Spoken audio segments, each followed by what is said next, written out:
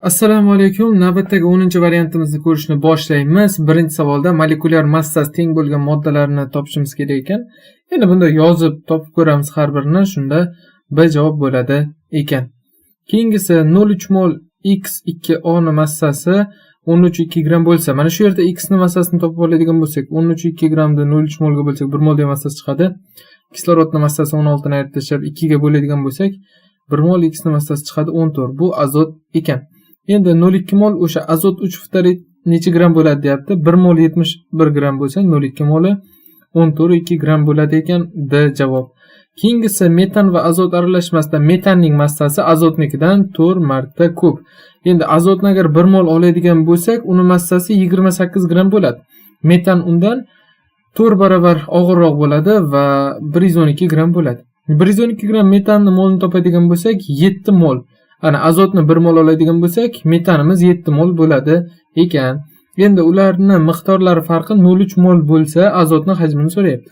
Xo'p, biz topganimiz bo'yicha 1 mol azot 7 mol metan bo'lsa, 6 molga farq qilyapti bularning mollari. 0,3 molga farq qilsa, azotning moli qancha bo'lishini topdik.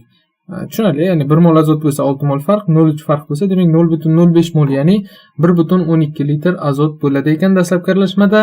A javob. Keyingisi nuqtalar o'rniga mos keladigan javobni topishimiz kerak ekan. Guruhda elementlarning tartib raqami ortishi bilan ularning yadro zaryadi ortib, metallik xossasi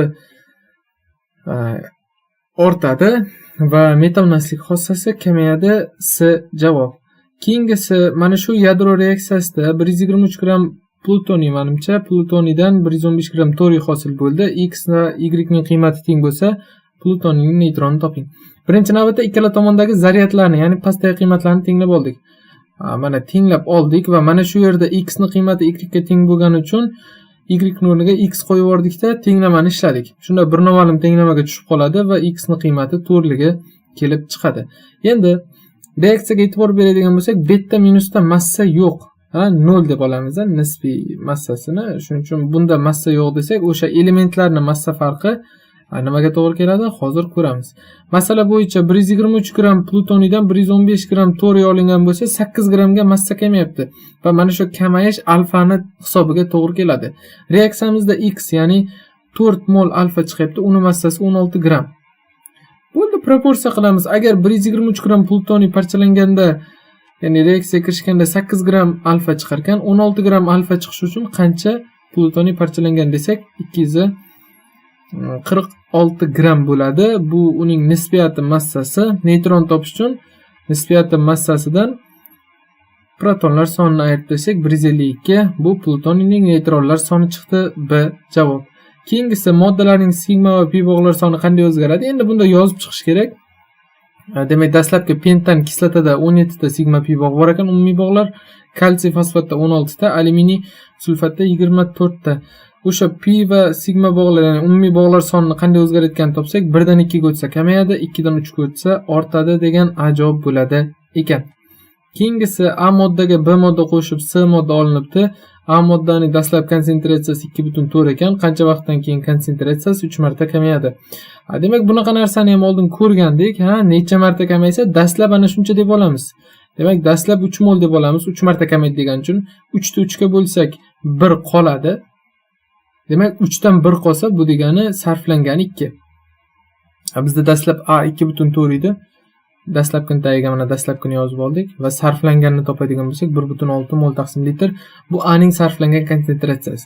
Endi necha sekund davom etgan reaksiya deyapti? Reaksiya tezligi 8 mol taqsim litr ko'paytirib minut. Ya'ni 1 minut, aniqroq 60 sekundda 8 mol taqsim litr A modda sarflanar ekan. 1,6 mol taqsim litr qancha sekundda sarflanadi topadigan bo'lsak, 12 sekund bo'ladi. A javob ekan. Keyingisi vodorod xloridning yonish reaksiyasi ma'lum vaqt o'tgach kimyoviy muvozanat qaror topdi. Km 1 ga teng. Mana shu muvozanat holatda H xlorni ortib qolgan konsentratsiyasi 2 ekan, suvni hosil bo'lgani 2 ekan. Hosil bo'lgan modda orqali nimalar topdik? Hosil bo'lgan moddani va sarflangan moddani topdik. H xlor 4 mol taqsim litr sarflangan, kislorod 1 mol taqsim litr sarflangan, yonida xlor suvni olibdi. 2 mol taqsim litr hosil bo'lyapti. Shuning uchun muvozanat konsentratsiyalariga yozib oldik. kislorodnikiga 2 yozib, kislorodnikiga emas, xlornikiga 2 yozib oldik. H xlorniki o'zi masalada aytilgan 2. Kislorodni qancha ortib qolganini bilmaymiz, shuning uchun A deb oldik. Mana bu suv orqali topgan konsentratsiyalarimiz, bu sarflangan konsentratsiyasi, bundan xabaringiz bor deb o'ylayman. Qisqasi Km 1 ga teng ekan. Mana Km da formulasiga tashlab yubordik. Moddalarning konsentratsiyasini yozdik va mana shu yerda A ni topadigan bo'lsak, o'zi 2 ning kvadrati 2 ning kvadrati 2 ning 4-chisi bo'ladi. Pastda 2 ning 4-chisi bilan qisqarib ketib, A teng 1 ligiga kelib chiqadi. A deb nimani oldik biz? A deb kislorodni ortib qolgan konsentratsiyasini oldik 1. Ortib qolgani 1 ekan, sarflangani 1 ekan. Bu degani dastlab 2 bo'lgan ekan kislorodning konsentratsiyasi B javob. Keyingisi 240 gram metal sulfat eritmasi X haroratdan Y haroratgacha qizdirilibdi. Bunda nima bo'lyapti? 5/6 mol tuz qo'shilibdi. Metalni aniqlang. O'zi X gradusda eruvchanlik 40 ekan. Bu degani 100 gram suvda 40 gram tuz erigan, to'yingan eritma 140 bo'ladi. Endi ikkinchi haroratda eruvchanlik 90 ekan.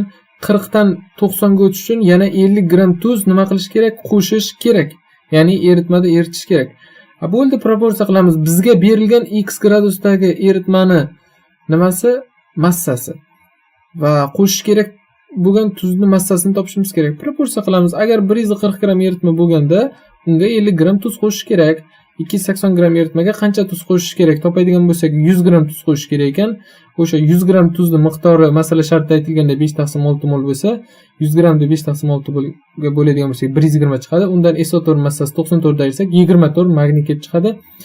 Demak, tuzimiz tarkibida magniy metali bo'lgan ekan. S javob. Keyingisi xrom 3 gidroksidga xlorid kislota qo'shilibdi. O'rta tuz hosil bo'lgan qisqa ionli tenglamasini yozishimiz kerak va barcha koeffitsiyentlarni aniqlashimiz kerak ekan. Xrom 3 gidroksid nimani?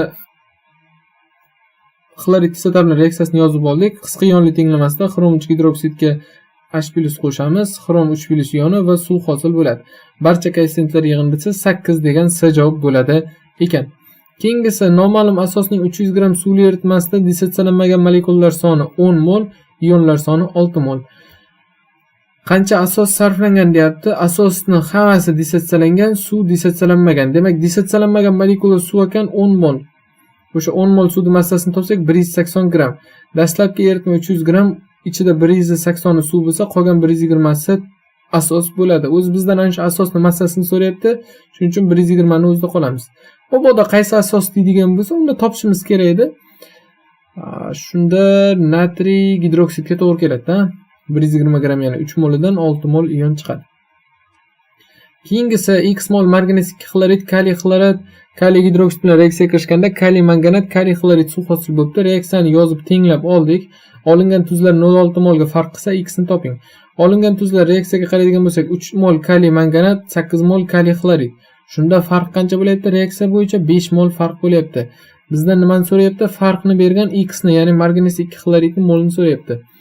Reaksiya bo'yicha 3 mol marganez 2 xlorid sarflansa 5 mol farq qilar ekan hosil bo'lgan tuzlar.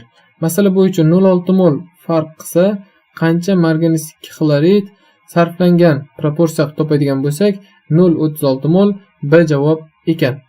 Keyingisi X kilogram 16% misk sulfat eritmasi 1,2 farad tok bilan elektroliz qilindi. Bunda 17 gram inert elektrodlardan moddalar chiqqan.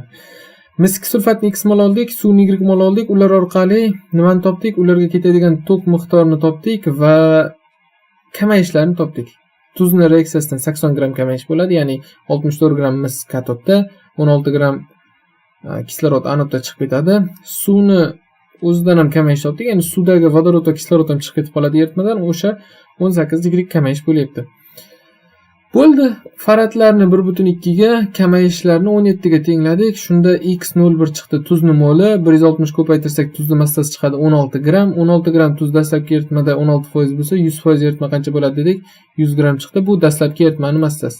Kilogramda so'ragan uchun 1000 ga bo'laversak 0,1 kilogram chiqadi. S javob. Keyingisi IUPAC bo'yicha noto'g'ri nomlangan moddani ko'rsating. Pirit, temir sulfid bo'lmaydi. Ana shu xato D javob. Keyingisi A moddaga to'g'ri ma'lumotni ko'rsatish kerak ekan. Bunda reaksiyalarni yaxshi bilish kerak. sertifikatda adashmasam bu savol tushgandi. A modda mis2 sulfat bo'ladi. B modda nitrat kislota bo'ladi. Nitrat kislota parchalansa azot peroksid kislorod hosil bo'ladi. E modda azot peroksid, Z kislorod bo'ladi. Bizdan so'rayapti A modda, ya'ni mis2 nitratga oid to'g'ri ma'lumotni topishimiz kerak. Molyar massasi 188 gram taqsim mol bo'ladi ekan. D javob. Oxirgi savolimiz sutlovchi kislota deb qaysi kislotani aytadi? 37% xlorid kislota. Bu ma'lumot qayerda yozilganini, qaysi kitobda yozilganini xohlasangiz izohlarda yozib ketsangiz bo'ladi. Shunaqa gap do'stlar, sog' bo'lasizlar, omon bo'lasizlar. Paka paka.